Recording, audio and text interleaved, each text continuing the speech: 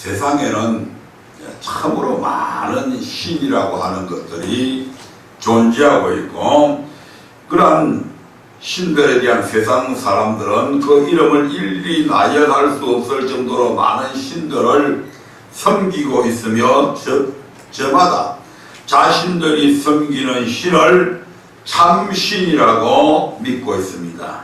그러나 그 모든 신들이 다 참신일 수는 없습니다.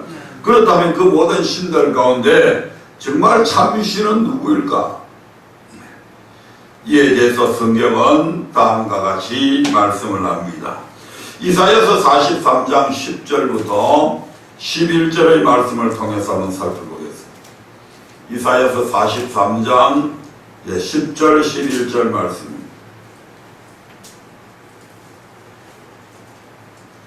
네, 10절 11절 시작. 나 여호와가 말하노라. 너희는 나의 증인 나의 종으로 택함을 입었나니 이는 너희로 나를 알고 믿으며 내가 그인 줄 깨닫게 하려 함이라. 나의 전에 지음을 받은 신이 없었느니라. 나의 후에도 없으리라. 아멘. 예, 여호와 하나님은 나의 전에 지음을 받은 신이 없고 나의 후에도 없나니 나 외에 구원자가 없다고 분명히 말씀을 하고 있습니다.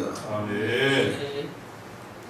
우리가 출애굽기 3장 12절에도 보면 우리 하나님은 나는 스스로 있는 자다. 당신 자신을 소개할 때에 나는 스스로 있는 자다. 자존자다. 이렇게 말씀하고 있는 거죠. 모든 세상에 있는 것들은 누군가에 의해서 만들어졌습니다.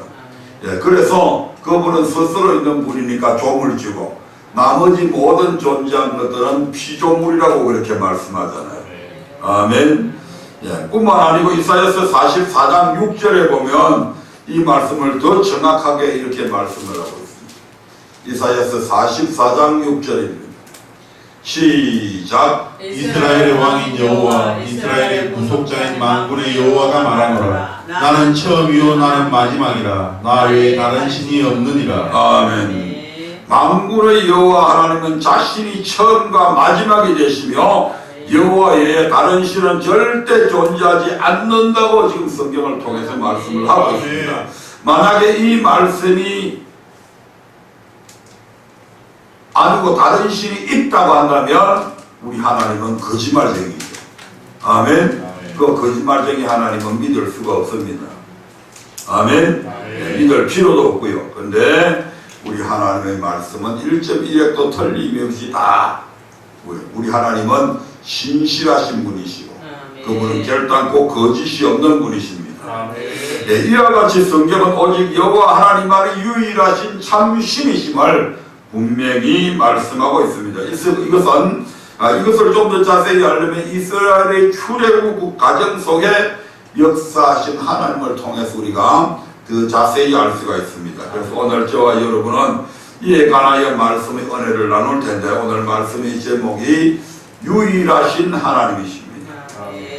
다시 말씀드리면 세상에 신이라고 하는 수많은 것들이 있지만 그것들은 신이 아니고 그것들은 하나님이 아니고 오직 우리 여호와 하나님만이 유일하신 하나님이시다 이 말입니다.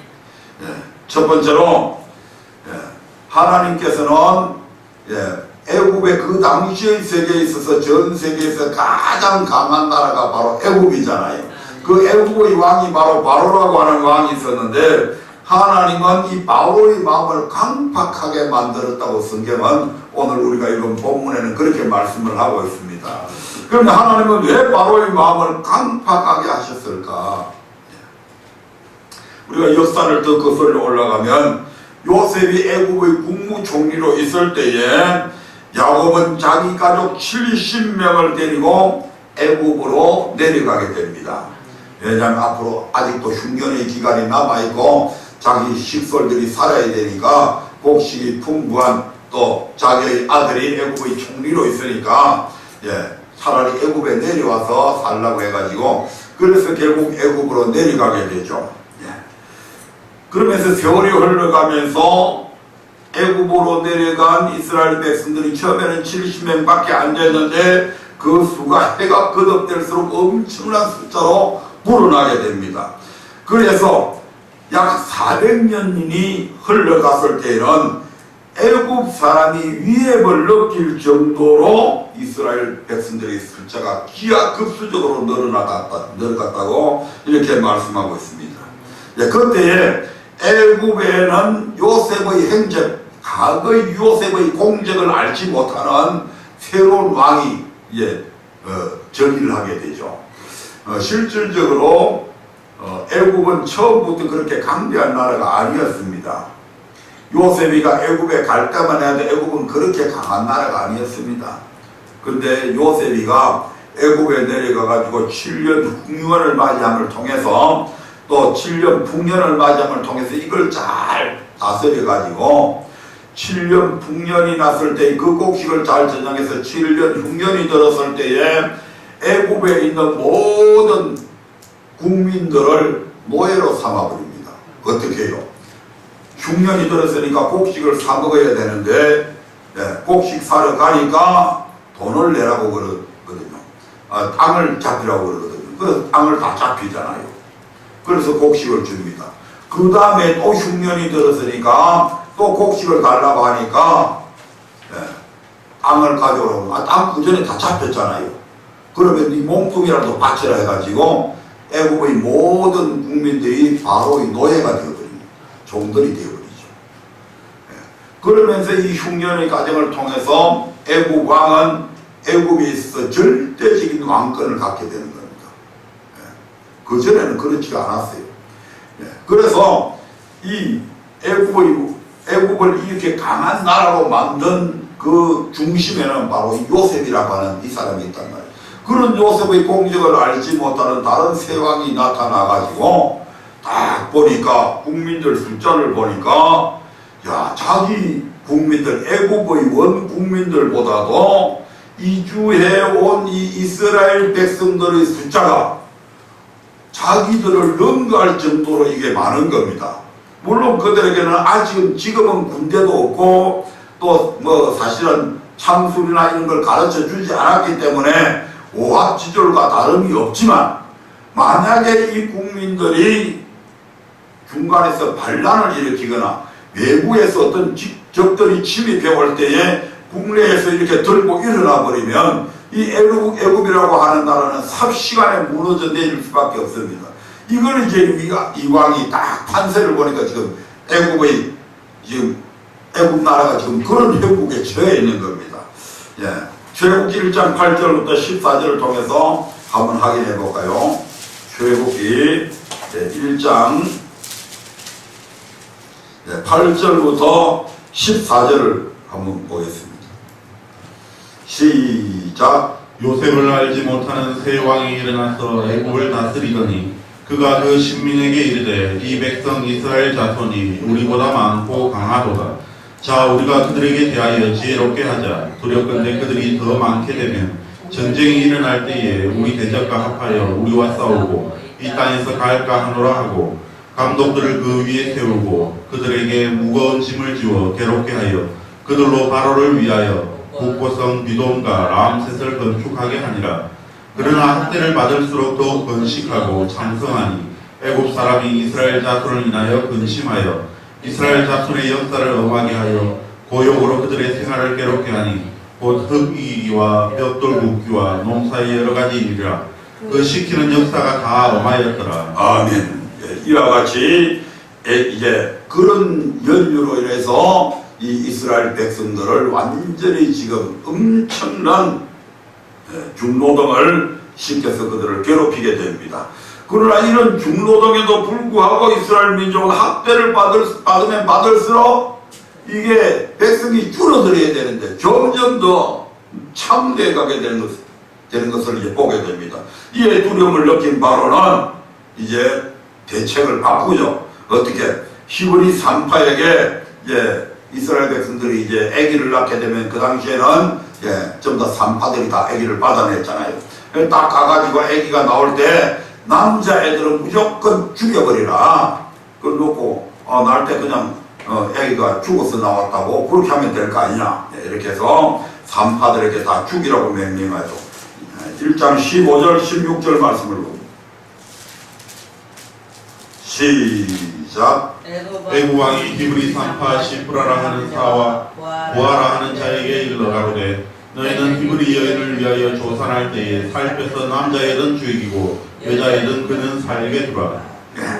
그러나 히브리 산파들은 이 사람들 하나님을 아는 사람들입니다. 그래서 하나님을 두려워해서 이러한 애굽 왕의 명령을 어기고 남자들 아이들을 사내 아이들을 죽이지 않고 살려두게 되는 거죠. 1장 17절 봅니다. 시작.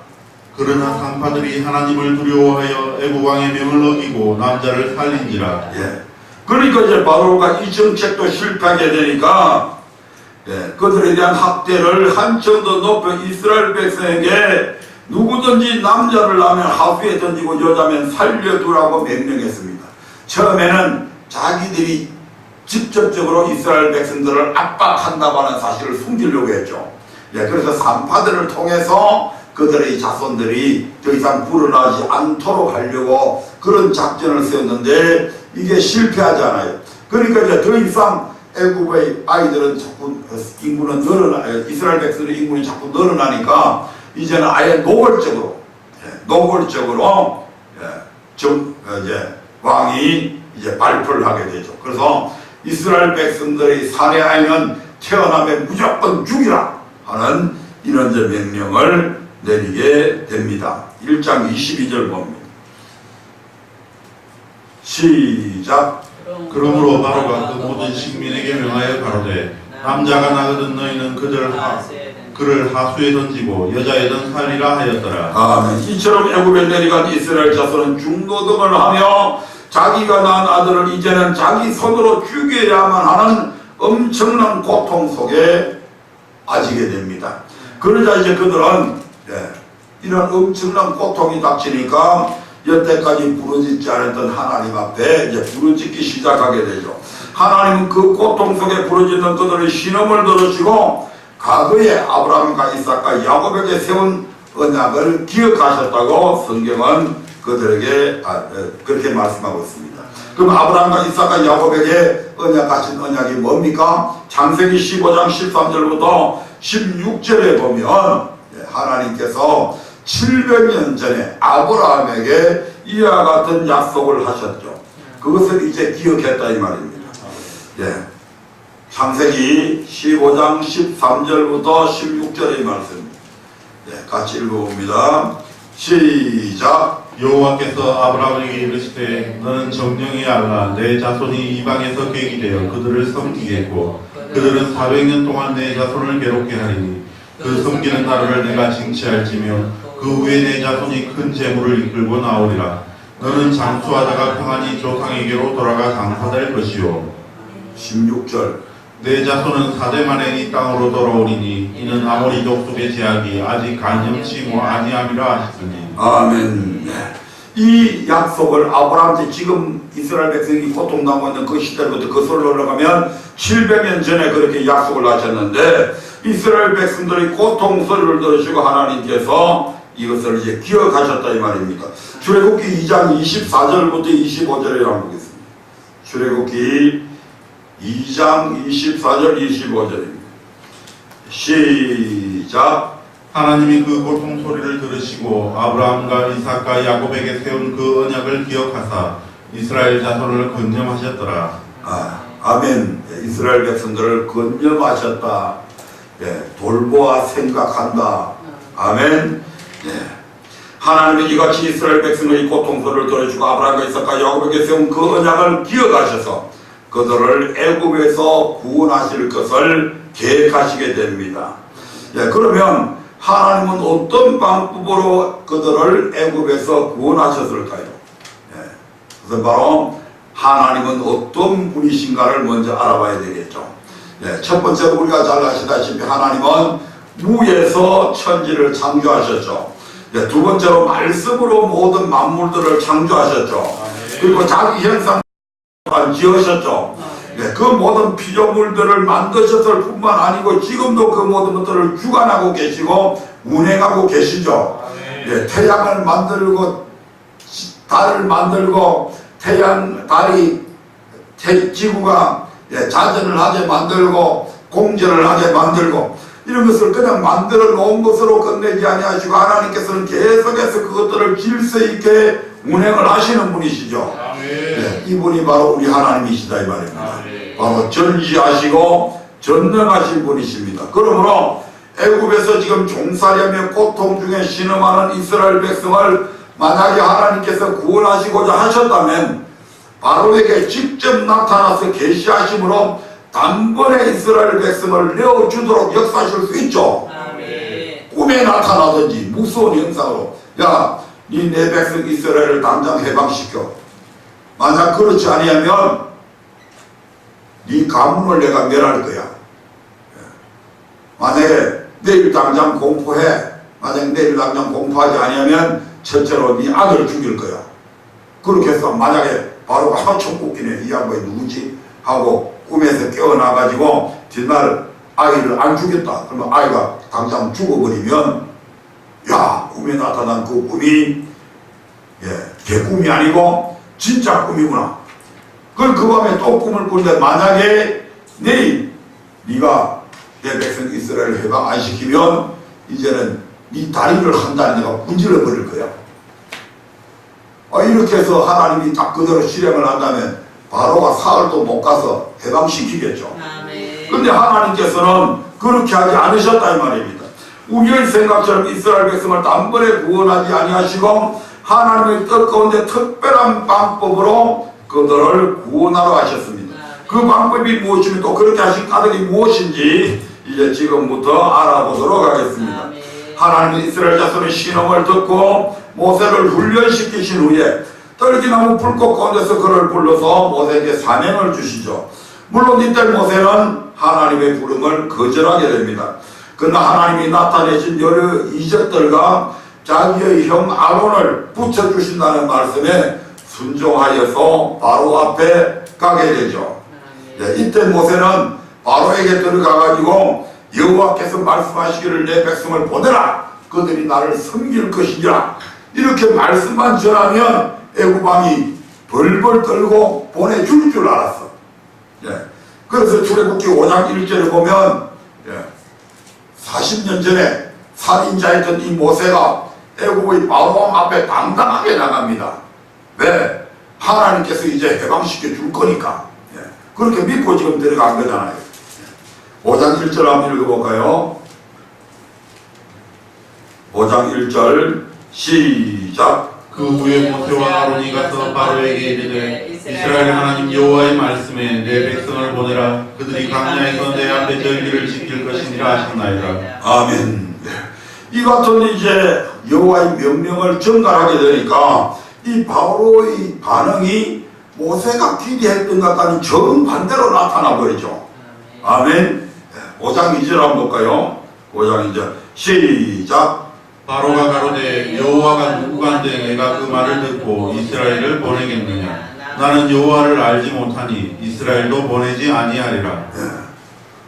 모세라고 하는 녀석이 나타나가지고 당장 자기 백성들을 해방시켜 달라고 그럽니다. 누가 그렇게 시켰다고요? 여호와가 자기들이 섬기는 신이 그렇게 얘기했대. 그런데 지금 바로 왕은 여호와 하나님이 누군지 알아요? 몰라요? 몰라요. 자기 노예 백성 만약에 너희들 신이 우리 신보다 더 위대한 신이었다면 너희들이 왜 우리한테 노예로 살고 있겠냐 이 말이죠. 그러니까 너희들이 섬기는 그 신은 하등신이고 보잘것없는 신인데 네 신이 네한테 지금 심부름 시켜서 내한테 이야기한다고 내가 그거 들어주겠냐 이 말입니다. 아멘. 안 들어주는 게 당연하죠. 그 모세의 이 바로의 반응은 모세의 지금 생각하고는 저 엉뚱한 데로 나가죠. 바로의 거절에 모세와 아론은 다시 이렇게 얘기하죠. 5장 3절 보겠습니다.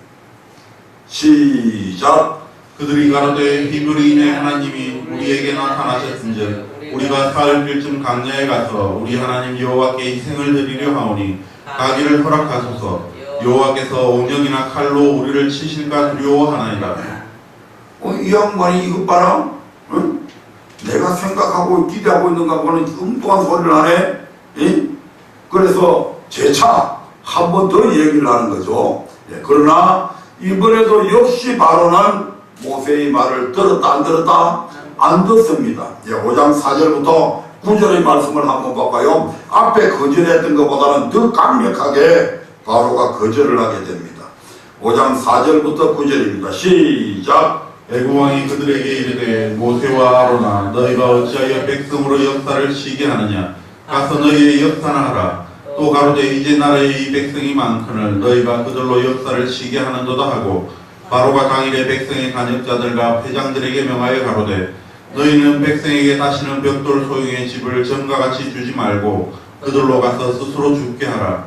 또 그들의 전에 만든 벽돌 수요대로 그들로 만들게 하고 감하지 말라. 그들이 게으름으로 소리질러 이르기를 우리가 가서 우리 하나님께 희생을 드리자 하나니 그 사람들의 고역을 무겁게 함으로 수고롭게 하여 그들로 거짓말을 듣지 않게 하라. 아멘. 이제 모세와 아론의 입장에서는 이제 당장 보내줄 거니까 이스라엘 백성들 야 오늘 일 안 나가도 된다. 일하러 가지 마. 그러니까 일하러 가지 말라는데 얼마나 좋아요. 그래갖고 백성을 쉬게 만들고 지금 바로한테 찾아갔는데 바로에게서 엉뚱한 반응이 지금 나오고 오히려 그것 때문에 그들에게 더 중한 벌이 주어지죠. 어떤 벌요?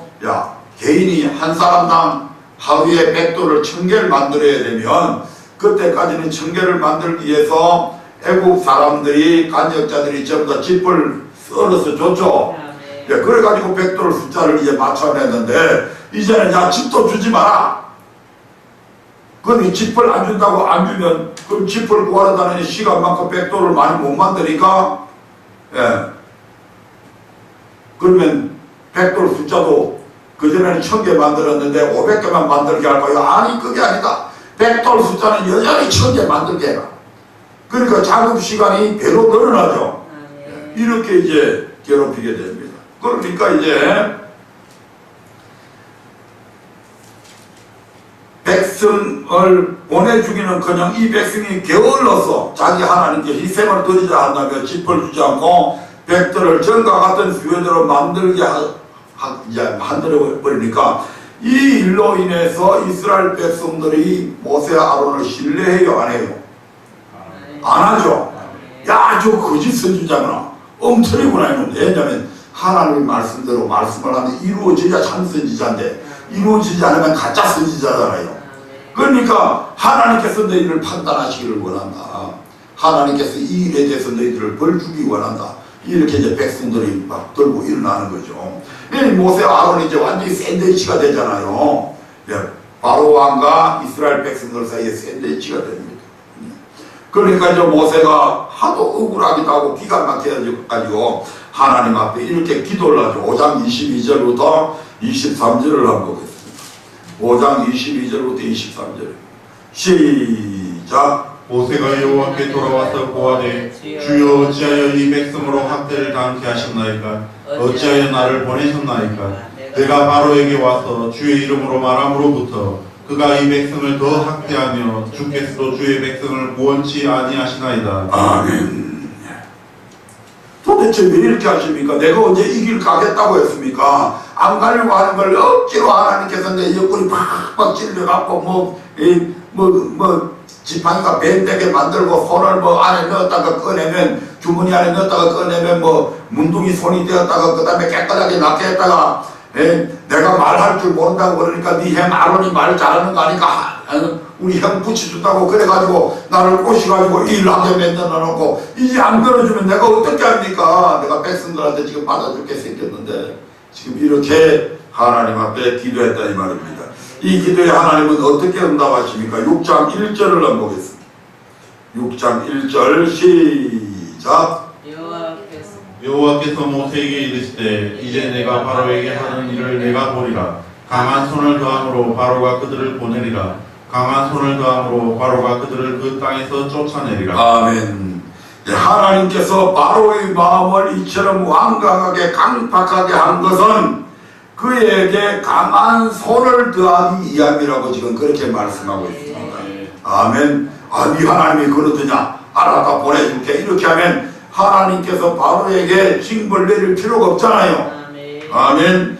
예, 그런데 이제 하나님께서 이러한 바로의 마음을 강팍하게 만들었다. 그렇게 거절하게 만든 분도 누가 했다? 하나님이 그렇게 하셨다. 뭐 하려고? 강한 손을 그에게 더하기 위해서. 다시 말해 하나님께서 바로에게 강한 손을 더하기 위해서 의도적으로 바로의 마음을 강팍하게 만들어 이스라엘 자손을 괴롭게 하셨다는 것입니다. 그러면 하나님께서 바로에게 더하신 강한 손은 무엇을 뜻합니까? 그것은 바로 출애굽기 7장부터 12장까지에 나오는 10가지 재앙을 말합니다. 예, 결국 애굽 땅에 10가지 재앙을 내리시기 위해서 하나님께서는 바로의 마음을 의도적으로 강팍하게 하셨던 것입니다. 예, 이것을 한번 확인해 보도록 하겠습니다. 출애굽기 9장 12절입니다. 출애굽기 9장 12절을 봅니다. 시작. 그러나 여호와께서 바로의 마음을 강팍케 하셨으므로 그들을 듣지 아니하였으니 여호와께서 모세에게 말씀하신 것 같더라. 여호와께서 바로의 마음을 강팍하게 하셨다. 누가? 여호와께서. 10장 20절 한번 볼까요? 10장 20절 시작. 그러나 여호와께서 바로의 마음을 강팍케 하셨으므로 이스라엘 자손을 보내지 아니하였더라. 바로의 마음을 강팍하게 하셨다. 누가? 여호와께서. 10장 27절 볼까요?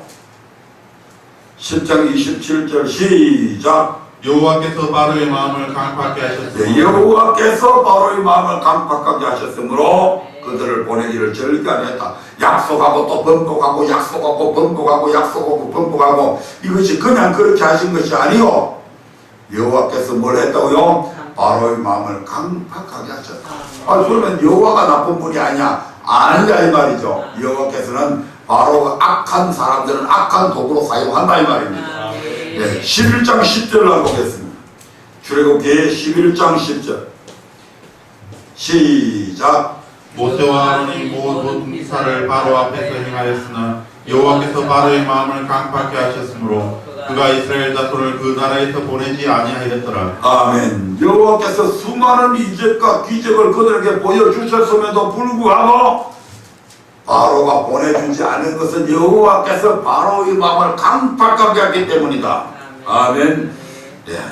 그래서 실제로 바로가 하나님의 명령을 거역하면 할수록 애굽 땅에 내리는 재앙의 강도는 정말 더 강해졌죠. 네. 그래서 처음에는 피재앙으로, 그 다음에는 개구리, 이, 파리, 악질, 독종, 우박, 메뚜기, 흑암, 마지막에는 장자의 재앙까지. 네. 사람으로서는 도저히 상상도 못하는 재앙이 애굽 땅 전역에 임하게 됩니다. 아멘. 그렇다면 하나님께서 굳이 이같이 하신 이유가 무엇입니까?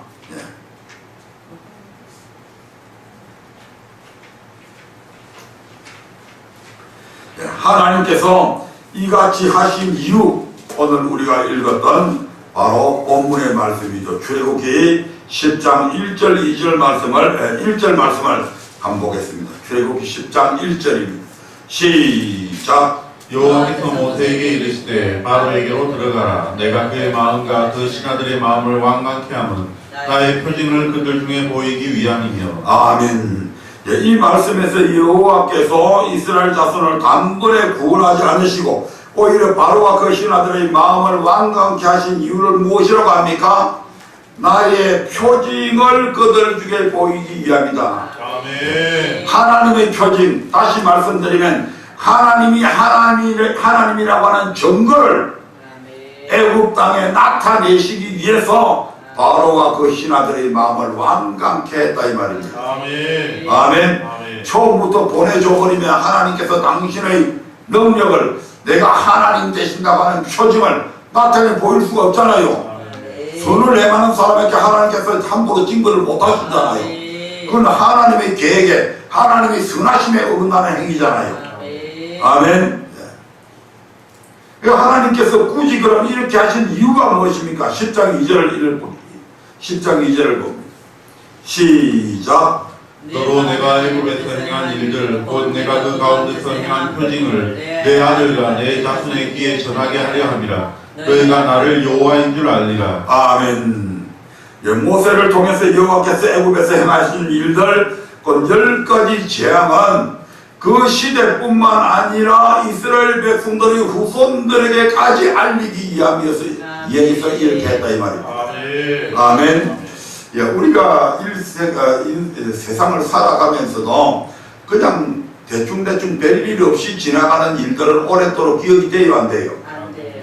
근데 어떤 충격적인 사건은 일평생 잊혀지지가 않죠. 아멘. 아멘. 아멘. 예. 그래서 이스라엘 백성들 애국 땅에 이렇게 10가지 재앙을 내린 이 사건은 이스라엘 4,000년의 역사 속에서 아직까지도 그대로 생생하게 기록이 되어져 있고 아멘. 기억이 되어져 있다 이 말입니다. 아멘. 이스라엘 백성들은 비록 이 성경이 아니더라 해도 자기들의 조상들을 통해서 전해 내려오는 고전을 통해서 아멘 아멘. 계속해서 이것을 듣고 있었다 이 말입니다. 아멘. 그래서 하나님께서 왜 이같이 10가지 재앙을 계속해서 일으켰냐 바로 이 마음을 강팍해 가지고 그것은 바로 우리 하나님이 하나님 되신다고 하는 증거를 또 하나님 외에는 다른 신이 없다고 하는 것을 이스라엘 백성들에게 각인시키기 위해서 또 그들의 후손들에게 대대로 이것을 알리기 위해서 이같이 했다고 얘기합니다. 네, 이 같은 사실은 똑같은 말씀인데 신명기 4장 32절부터 35절에 보다 더 상세하게 설명이 되어져 있습니다. 네, 신명기 4장 32절을 한번 볼까요? 신명기 4장 32절입니다. 시작.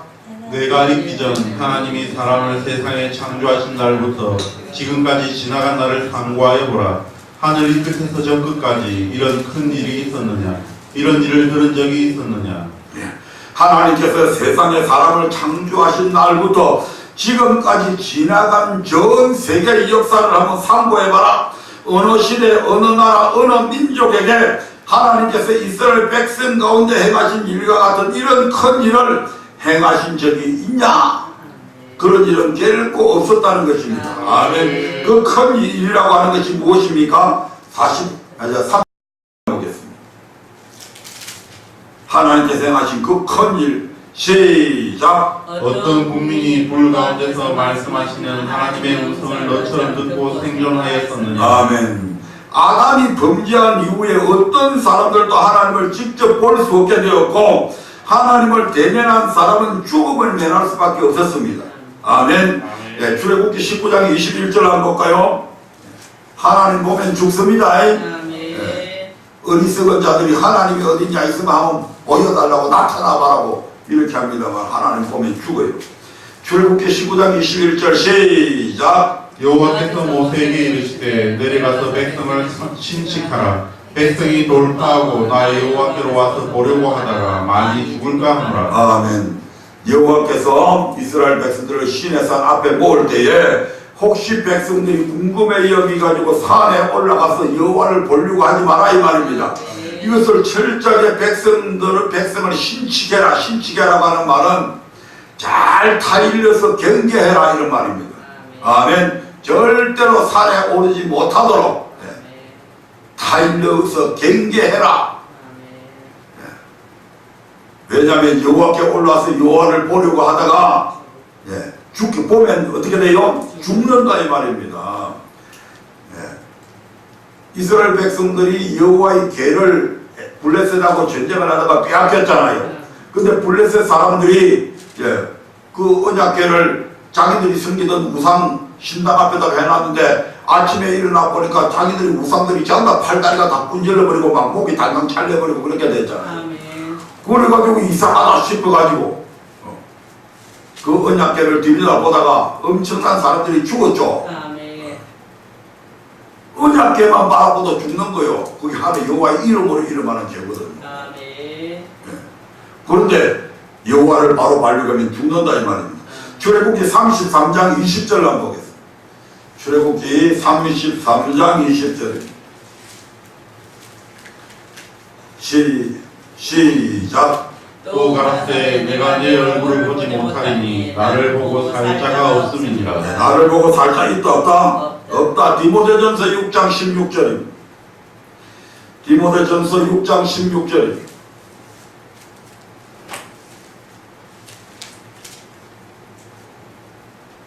같이 읽어봅니다. 시작. 오직 그에게만 죽지 아니함이 있고 가까이 가지 못할 빛이 빛에 가시고 아무 사람도 보지 못하였고 또 볼 수 없는 자신이 그에게 존귀와 영원한 능력을 돌릴지어다. 아멘. 아멘.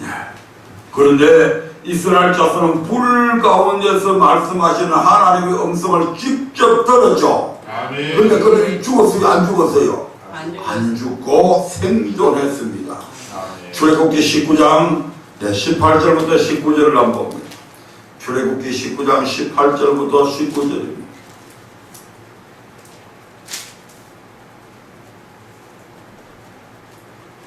시작. 신의 산의 연기가 자욱하니 여호와께서 불 가운데서 거기 강림하심이라. 그 연기가 옹기적 연기같이 떠오르고 온 산이 크게 진동하며 나팔 소리가 점점 커질 때에 모세가 말한즉 하나님이 음성으로 대답하시더라. 아멘. 이 음성 듣고 죽었어요? 살았어요? 살았어요. 안 죽고 살았어. 네, 신명기 4장 34절에서는 이렇게 말씀합니다. 신명기 4장 34절입니다. 이 엄청난 하나님께서 그렇게 말씀하셨음에도 불구하고 이스라엘 백성들이 죽지 않고 살았다. 이것이 큰 일이다 이 말입니다. 34절에서는 이렇게 말씀합니다. 시작. 어떤 신이 와서 시험과 이적과 기사와 전쟁과 강한 손과 편팔과 크게 두려운 일로 한 민족을 다른 민족에게서 인도하여 낸 일이 있느냐. 이는 다 너희 하나님 여호와께서 애굽에서 너희를 위하여 너희의 목전에서 행하신 일이라. 아멘. 비밀을 위한 것이 아니고 너희들이 똑똑하게 보는 앞에서 이 말입니다. 아멘. 아멘. 하나님께서 이 일을 해냈다. 인류의 전 역사를 보더라도 어떤 신이 한 민족을 다른 민족에게서 이끌어낸 일은 있다 없다? 없다 이 말입니다. 직접 신이 인간의 역사 속에 직접적으로 개입한 사건이잖아요. 아멘. 예, 우리가 36년 동안 계속되었던 일본의 식민 통치에서 해방된 것은 하나님께서 직접 개입한 사건은 아니죠.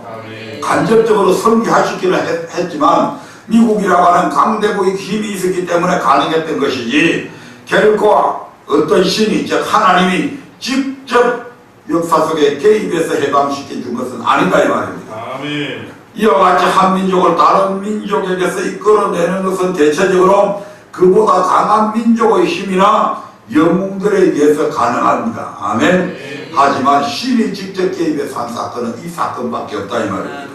근데 이스라엘이 애굽에서 구원받은 경우는 어떠합니까? 애굽보다 강한 어떤 민족이 이스라엘을 구원시켜 주었습니까? 아니면 어떤 위대한 영웅이 모세라고 하는 영웅이 나타나서 애굽과 싸워서 이스라엘을 출애굽 시켰습니까? 아니잖아요. 누구도 애굽과 싸우지 않았잖아요. 오직 그들이 하나님 여호와께서 시험과 이적과 기사와 강한 손과 편팔과 크게 두려운 일로 곧 10가지 재앙을 일으켜서 애굽을 제압하시고 그들을 애굽의 압제에서 구원해 내셨습니다. 아멘. 네, 생각하면 할수록 참으로 놀랍고 경이로운 일이 아닐 수 없는 것이죠. 그렇다면 하나님은 왜 이런 특별한 일을 이스라엘 자손들 가운데 행하셨을까? 왜 이렇게 특별하게? 네, 신명기 4장 34절을 다시 한번 읽어보겠습니다. 신명기 4장 34절입니다. 시작. 어떤 신이 와서 시험과 이적과 기사와 전쟁과 강한 손과 편팔과 크게 두려운 일로 한 민족을 다른 민족에게서 인도하여 낸 일이 있느냐. 이는 다 너희 하나님 여호와께서 애굽에서 너희를 위하여 너희의 목전에서 행하신 일이라. 아멘. 이는 하는데 동그라미를 쳐주세요. 이는 하나님께서 이렇게 한 민족을 다른 민족에게서 인도하여 낸 이유는 이 말입니다. 이는 즉 여호와께서 애굽에게 10가지 재앙을 행하신 것은 바로의 학대로 극한 고통 속에 있는 이스라엘 자손을 더 괴롭게 하기 위해서 한 것이 아니고 오히려 그들을 위해서 행하신 일이라고 말씀을 합니다.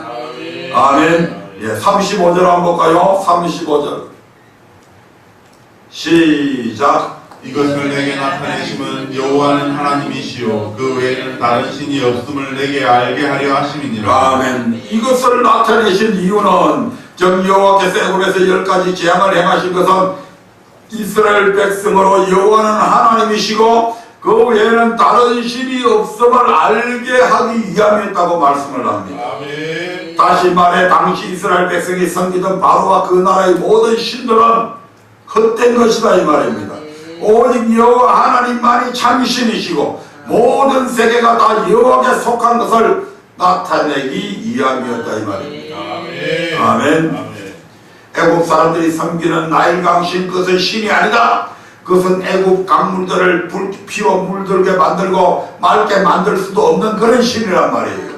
애국 사람들이 섬기는 개구리 신인 때문에 다산되는 것이 아니다. 아멘. 그 개구리 때 그건 하나님께서 얼마든지 한꺼번에 죽이시기도 하시고 그것들로 하여금 너희들을 괴롭게도 만들기도 하는 것이다. 애국 사람들이 섬기는 강의 신 셋 그것은 신이 아니다. 하나님께서는 강의 티끌을 가지고 이를 만들어서 그들을 괴롭게 만들어버리잖아요. 아멘. 예. 그들이 섬기던 태양신 라, 예. 애국 사람들이 가장 위대하게 생각하는 태양신 라, 그것도 신이 아니다. 하나님께서 흑암으로 그것을 캄캄하게 만들어버릴 수도 있고 그것들을 이스라엘 백성들이 사는 지경은 밝게 비치게도 만드실 수 있다. 아멘. 그러니까 그것들은 아무 신도 아니고 아무것도 아니다. 피조물에 불과하다. 오직 나 여호와만이 하나님이시다. 이것을 나타내셨다 이 말입니다. 이 사건을 통해서. 여기서 우리는 한 가지 의문을 가질 수 있습니다. 바로와 애국의 극심한 학대에 고통스러운 이스라엘 자손을 하루빨리 출애굽시키는 것이 이스라엘 백성들을 위하는 일이지. 바로의 마음을 강박하게 해가지고 10가지 재앙을 내리면서까지 그들로 유일하신 하나님을 알게 하는 것이 어떻게 그들을 위하는 일인지 쉽게 이해가 되지 않을 수도 있죠. 아멘. 복음 빨리 임하면 좋잖아요. 해방은 빨리 되면 될수록 좋잖아요. 그런데 10가지 재앙을 내리는 동안에 이스라엘 백성들은 애굽에서 나갈 수가 없잖아요. 그들은 계속 노동기를 해야 되잖아요. 그런데 그게 왜 이스라엘 백성들을 위하는 일이냐 이 말입니다. 근데 하나님은 그것이 바로 이스라엘 백성들을 위해서 그렇게 했다고 이야기합니다. 하나님은 바로의 마음을 강팍하게 해서 잠시 이스라엘 백성들이 고난 속에 있게 되지만 괴롭게 하더라도 10가지 재앙을 내려서 그들에게 상처나기에 여호와만 하나님이시오 그 외에는 다른 신이 없다는 것을 알게 한 후에 출애굽시키는 이것이 그들에게 훨씬 더 그들을 위하는 것이라고 판단했다 이 말입니다. 만약에 이스라엘 백성들을 하나님께서 10가지 재앙이 아니고 10가지 재앙도 없이 바로 인도해 냈다면 이스라엘 백성들은 광야에 가서도 계속 애국의 나일강 신도 신이다. 강의 샘 셋도 신이다. 태양신 라도 신이다. 이렇게 생각했을 거잖아요. 그러면 그것을 섬기는 것을 당연히 여겼을 거잖아요. 하나님도 섬기고 그것도 신이니까 섬길 수 있잖아요. 그래서 하나님께서는 그것들은 신이 아니기 때문에 나 여호와에는 다른 신이라고 하는 것이 없기 때문에 그것을 섬기지 마라 이 말입니다. 그것을 가르쳐줘야 이 사람들이 그걸 안 섬기지. 그거 섬기면 천국 가요 지옥 가요? 지옥 가요. 가나안 땅에 들어가는 것은 고사하고 지옥 간단 말이에요. 하나님의 다른 것 섬기면 지옥 가잖아요. 그럼 그들을 위하는 것이 안 되잖아요. 이것을 좀 더 이해하기 위해서는 하나님께서 이스라엘 민족을 택하시고 그들을 애굽에서 구원하신 목적을 다시 한번 짚어볼 필요가 있습니다. 하나님께서 애굽에서 종살이하던 이스라엘 자손을 구원하신 목적이 무엇입니까? 단순히 그들을 바로와 애굽의 압제로부터 해방시켜 주기 위함이었습니까? 그게 아니잖아요. 여러분과 저를 예수 믿게 한 목적이 단순히 우리를 죄에서 해방시켜 주기 위해서 우리를 위해서 십자가에 못 박혀 죽으신 건 아니잖아요. 우리로 하여금 이제는 누구를 위해서 살게 하기 위해서 하나님을 위해서 우리를 대신해서 십자가에 못 박혀 죽으신 그리스도를 위해서 살아가기 위한 목적에 의해서 우리를 세상에서 죄에서 죽음에서 건져 구원하신 거잖아요. 그래서 하나님께서는 이스라엘 백성들을 왜 해방시켰는가? 그들을 구원하신 목적이 광야에서 하나님을 섬기기 위한 데 있었죠. 사랑하는 성도 여러분, 여기서 잠시 한 가지 질문을 드려보겠습니다. 여러분을 포함한 그 어느 사람도 지금 이 순간까지 하나님을 알지 못하고 하나님과는 관계가 먼 삶을 살아왔는데 어느 날 아침에 갑자기 야 이제부터는 네가 마음을 다하고 성품을 다해서 하나님을 사랑하고 섬기라고 하면 그렇게 할 사람 있어요? 없죠.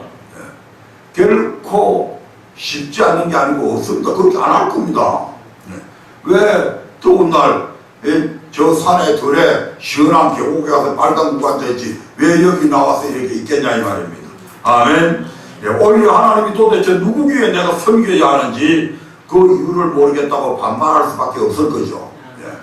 먼저 이 같은 우리의 입장을 생각해보고 이스라엘 자손을 생각해보면 하나님께서 왜 그들로 하여금 하나님이 어떤 분인지 알게 한 후에 구원하셨는지 그 이유를 쉽게 이해할 수 있다 이 말입니다. 당시 이스라엘 자손은 어떤 처지에 있었습니까?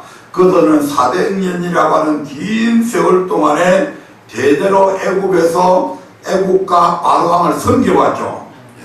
그러는 동안 그들에게 있어서 자기 조상의 하나님 아브라함과 이삭과 야곱의 하나님은 점점 잊혀져 갔죠. 400년이라고 하는 세월이 흘렀습니다. 4대가 흘러갔습니다. 우리나라는 36년간만 지내도 우리나라 글도 잊어가고 있었고 그렇게 민족성이 말살돼 갔는데 400년 동안 민족성을 갖고 있다는 거 이거 보통 일이 아닙니다. 이거. 아멘. 그래서 자기들이 섬기는 바로가 하나님보다 더 두려운 존재가 되었다 이 말이에요. 그들에게 있어서는. 아멘. 또 애국의 신들이 자기들이 조상들이 섬기는 신보다 더 위대한 신으로 각인되어 있잖아요. 왜냐하면 자기들이 조상들이 섬기는 신이 더 위대하다면 자기들이 애국을 지배하고 있어야 되는데 오히려 자기들이 노예가 되어 있으니까 우리 신은 하등신이고 애국 사람들이 섬기는 신은 고등신이구나 더 높은 신이구나 이렇게 생각해 왔다 이 말입니다. 때문에 이스라엘 자손으로 하나님을 섬기게 하기 위해서는 우선 400년 동안 그들을 지배해온 바로와 애굽의 모든 신들이 그것은 신이 아니고 보잘것없는 피조물에 불과하다는 것을 알게 해줘야 될 필요성이 있는 거죠. 아멘. 그리고 오직 상천하지 오직 여호와만이 하나님이시고 그 외에는 다른 신이 없음을 깨닫게 해줘야 된단 말이죠. 아멘. 다시 말해 하나님께서 그들에게 요구하시는 것도 출애굽의 목적대로 하나님을 섬기게 하기 위해서는 먼저 그들에게 하나님이 어떤 분인지 정말 마음을 다하고 성품을 다해서 사랑하고 섬길 만한 분이신가를 알게 하는 것이 더 중요했다 이 말입니다. 아멘. 만약에 이것을 알려주지 않았다면 그들은 광야에 나와서도 교회 안에 있으면서도 하나님의 다른 것들을 섬길 거잖아요. 아멘. 그래서 하나님은 이스라엘의 고통을 알고 계시면서도 의도적으로 바로의 마음을 자꾸 강팍하게 해서 애굽의 10가지 재앙을 내리심을 통해서 그들에게 오직 하나님만이 섬김받을 만한 참신이고 유일한 신임을 확신시켜 주셨습니다. 아멘. 그리고 이로 말미암아 당신의 백성에게 영원한 생명을 주시기 위함이죠. 아멘. 네, 그래서 이것이 그들을 훨씬 더 이해하는 것이라고 말씀했던 것입니다. 아멘. 아멘. 네, 두 번째로 하나님은 자신을 섬기라고 명령하기 전에 하나님은 누구인가를 반드시 먼저 보여주십니다. 아멘. 아멘. 아멘. 참 우리 하나님이 얼마나 신사적인지 몰라요. 무조건 나를 섬기려가 아니고 내가 이런 분이니까 네가 섬길 자를 택해라 이 말이죠. 강요하지 않습니다. 당신이 어떤 분인가를 보여주시고 난 이후에도 강요하지 않는다 이 말입니다. 네가 택할 섬길 내가 이런 정도의 하나님이니까 네가 나를 섬기든 세상 신을 섬기든 그건 네가 알아서 판단하고 네가 선택해라 이 말이죠. 아멘. 아멘. 예. 그래서 하나님은 늘 우리에게 당신을 섬기라고 하기 전에 뭘 보여준다고요? 하나님이 어떤 분이신가를 먼저 보여주고 난 이후에 섬기라고 얘기한다 이 말이에요. 아멘. 예, 지금까지 알아본 대로 하나님은 출애굽 역사를 이루시기 전 먼저 이스라엘 자손에게 하나님이 어떤 분이신가를 알게 하셨죠. 예, 저 그들에게 하나님이 섬길 만한 참 가치가 있는 분인지 알게 하신 후에 시내산에서 하나님을 섬기라고 명령을 하셨습니다. 이는 창조 시대뿐만 아니라 출애굽 시대뿐만 아니라 신약 시대도 마찬가지입니다. 아멘. 하나님은 항상 자신이 누구인가를 먼저 보여주신 후에 자신을 섬기라고 명령하십니다. 정말 그러한지 아닌지 몇 가지 예를 들어 보겠습니다. 예수님은 공생애를 시작하시면서 가장 먼저 12제자를 택하여 세우시죠.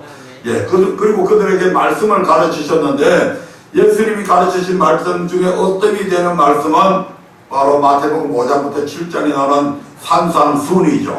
그 산상순의 첫머리에 예수님은 제자들에게 제일 먼저 무엇을 가르치고 있는가를 우리가 찾아보면 알 수가 있습니다. 마태복음 5장 1절 2절 보겠습니다. 마태복음 5장 1절 2절입니다.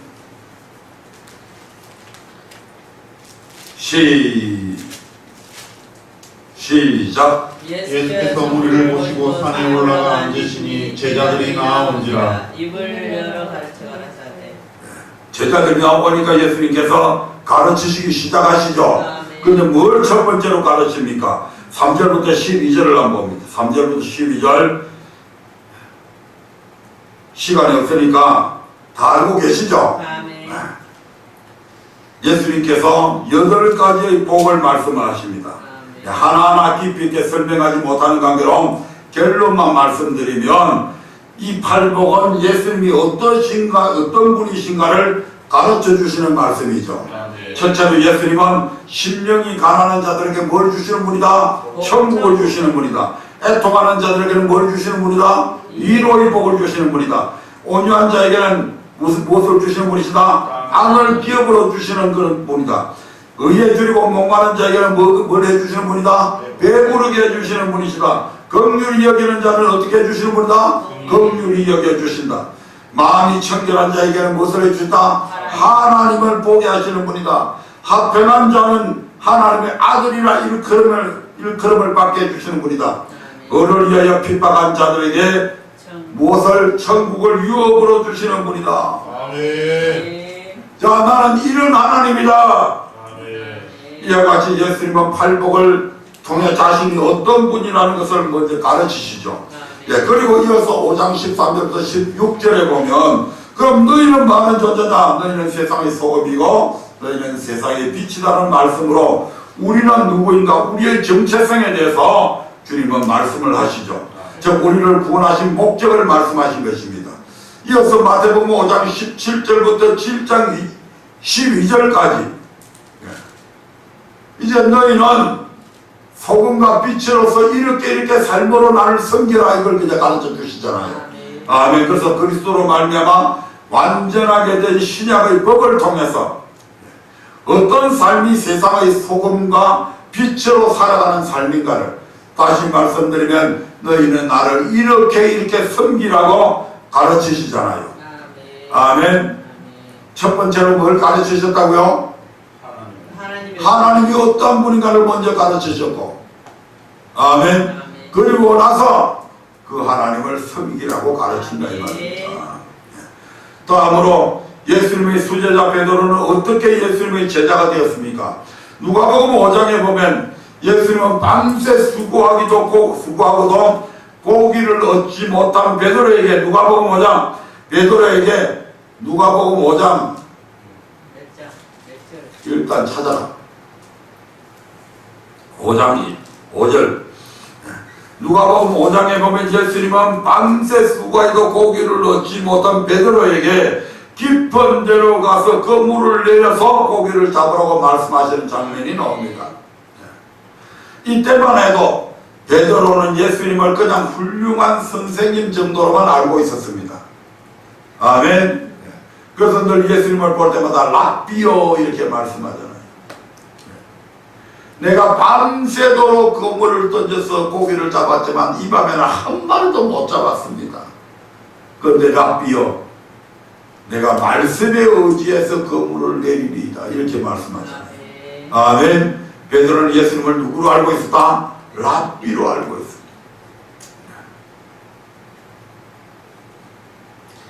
그래서 5장 5절 볼까요? 시작. 시몬이 대하여 가로되 선생이여 우리들이 밤이 맞도록 수고를 하였을 때 얻은 것이 없지만은 말씀에 의지하여 내가 그물을 내리리라 하고 그러나 예수님의 명령에 순종해서 그 물이 찢어지도록 고기를 잡은 후에 베드로의 고백은 달라집니다. 아멘. 5장 8절의 말씀을 보겠습니다. 5장 8절 시작. 시몬 베드로가 이를 보고 예수의 무릎 아래 엎드려 가로되 주여 나를 떠나소서 나는 죄인이로소이다 하니. 아멘. 당장 주님에 대한 호칭이 달라지잖아요. 주여, 당신은 나의 주인이십니다.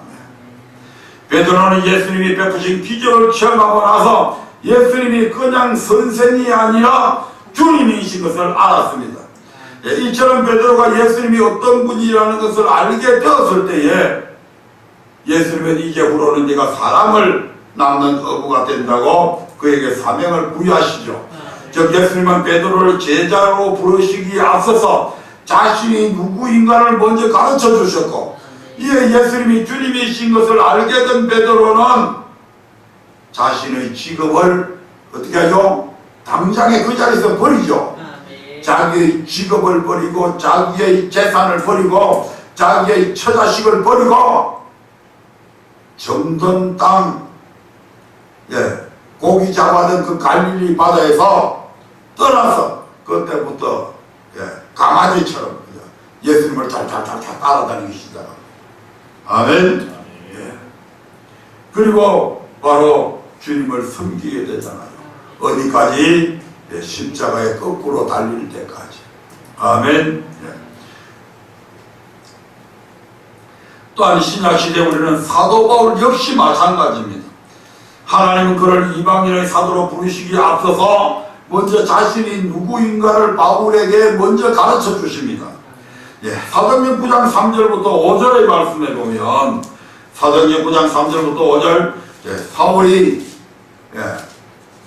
종교의 지도자들에게서 체포영장을 가지고 저 다메섹이라고 하는 곳에 가면 그곳에 예수 믿는 것들이 거기에 많이 집결해 있단다. 가서 그들을 체포해 오라고 체포 명령장을 갖고 지금 가고 있는 중이잖아요. 아멘. 서슬이 시퍼하게 예수 믿는 이단들 이놈의 새끼들은 다 잡아 죽여야 된다고. 그래서 갔습니다. 3절부터 5절 읽어볼까요? 시작. 사울이 행하여 다메섹에 가까이 가느니 호련히 하늘로서 빛이 저를 둘러 비치는지라. 땅에 엎드려져 들음에 소리 있어 가라사대 사울아 사울아 내가 어찌하여 나를 핍박하느냐 하시거늘 대답하되 주여 니시오니까 가라사대 나는 내가 핍박하는 예수라. 예수님이 어떤 분이신지 알지 못했을 때 사울은 교회와 예수 믿는 자들을 핍박하는 그런 포행자였죠. 그러나 다메섹에서 자신이 핍박하는 예수가 주님이신 것을 알았을 때, 자기가 지식이 똑똑해서 알았어요. 하나님께서 먼저 가르쳐 주셨죠. 나는 네가 핍박하는 예수다. 나는 이단이 아니고 니들이 그렇게 고대하던 메시아다. 아멘. 그것을 가르쳐 주십니다. 그래서 그 주님이 메시아인 것을 알게 되었을 때 내가 가지고 있는 지식, 내가 가지고 있던 그런 기득권 모두 다 배설물처럼 내려놓고 그때부터 주님을 섬기면서 자신의 모든 삶을 포기해버리는 사람이잖아요. 심지어 결혼까지도 포기해버리잖아요. 왜? 주님의 복음을 전가하는데 방해될까 봐. 그 정도로 철저해.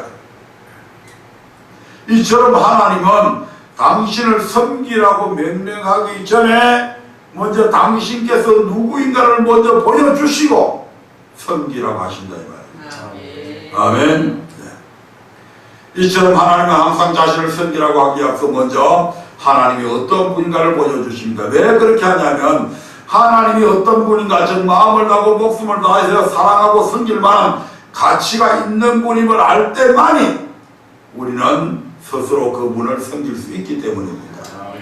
제가 여러분들에게 이제 모든 것 다 때려치우고 이제부터는 나를 섬기세요. 안 섬길 거잖아요. 아무도. 우리 집 아들도 안 섬겨. 우리 사모도 그렇게 이야기하면 나를 안 섬겨. 아멘. 네, 내게는 그럴 만한 능력이 없거든. 당신만 믿고 가면 내 생명이 10년 길어지고 100년만 길어져도 믿을 만한데 그런 거 없어. 아멘. 말씀을 맺도록 하겠습니다. 하나님께서 우리를 구원하신 목적은 하나님을 섬기게 하기 위함입니다. 아멘. 이것을 하나님의 이스라엘의 출애굽을 통해서 나타내 보여줬는데, 출애굽 역사를 살펴보면 이스라엘 백성을 단번에 구원하지 아니하시고 애굽 땅에 10가지 재앙을 내리신 것을 우리는 살펴봤습니다. 아멘. 예, 이는 이스라엘 자손뿐만 아니라 그 후손들까지 하나님께서 행하신 표적을 통해서 상천하지에 오직 여호와만이 참 하나님이시고 그 외에는 다른 신이 없다는 것을 알게 하기 위함이었습니다. 우리도 그 사건을 통해서 하나님 외에는 다른 신이 없음을 알게 되었잖아요. 아멘. 너는 나 외에는 다른 신을 내게 두지 말라. 너를 위하여 새긴 우상을 만들지 말고 이로 하늘에 있는 것이나 땅에 있는 것이나 땅 아래 물 속에 있는 그것의 어떤 형상도 만들지 말고 그것들에게 절하지 말고 그것들을 섬기지 말라. 아멘. 하나님이 엄청난 이적과 기적의 사건들을 우리는 보면서 아하, 상천하지에 오직 여호와만이 참신이시고 그 외에는 다른 신이 없다는 것을 이제 우리는 알았죠. 이것을 알게 되니까 어떻습니까? 하나님을 잘 섬기기 위해서는 먼저 하나님이 어떤 분을 알아야 되죠. 이것을 알게 된 우리들도 하나님에 대한 분명한 믿음과 확신이 생겨졌죠. 그래야 그 하나님만 섬길 수 있다 이 말입니다. 하나님이 어떤 분인가를 더 깊이 알면 알수록 더 열심히 주를 섬길 수가 있습니다. 아멘. 마음을 다하고 성품을 다하고 힘을 다해서 섬길 수 있다 이 말입니다. 아멘. 여러분들이 직장에서도 마찬가지잖아요. 요새는 이제 막 정규직도 막 바꾸고 이렇게 하는데, 우리 사장님은 100% 나를 정규직으로 만들어 주실 분이야. 그러면 100% 50% 정도 아는 사람은 사람이 더 잘 섬기겠어요? 100% 믿고 아는 사람이 더 잘 섬기겠어요? 100%. 그 사장의 마음은 나를 틀림없이 이번에 정규직 시켜준대. 그 사람의 마음을 100% 알면 나는 100% 순종할 수 있어요. 하지만 50% 정도 알면 50% 정도밖에 안 생겨. 10% 정도만 알면 10% 정도밖에 안 생겨. 어느 정도 아느냐에 따라서 섬기는 강도도 달라진다 이 말입니다. 충성심도 달라진다 이 말입니다. 아멘. 내가 믿는 내 하나님이 내 질병을 100% 고쳐주실 분이야. 100% 믿는 사람은 100%의 행동이 나옵니다. 아멘. 반신반의하는 사람은 50%만 믿어.